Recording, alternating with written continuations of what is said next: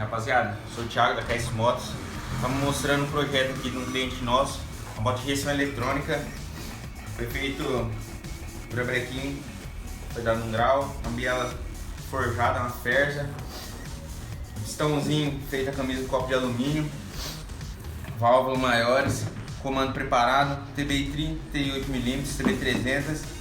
Ela é uma moto de injeção eletrônica, daí para fazer o acompanhamento da injeção, ponto de ignição, foi feito colocado num FT350 e foi feito um escapamento de RS sob medida para o motor dele, para estar acompanhando o padrão do motor. A gente vai precisando de um orçamento aí, a gente faz o motor desde o original ao preparado. A gente trabalha com serviço de leve trás, furou o pneu de sua moto, deu problema, liga pra gente, manda uma mensagem no Instagram, segue a gente nas redes sociais, sempre tá tendo promoção, qualquer coisa só dá uma ligada que a gente busca, beleza?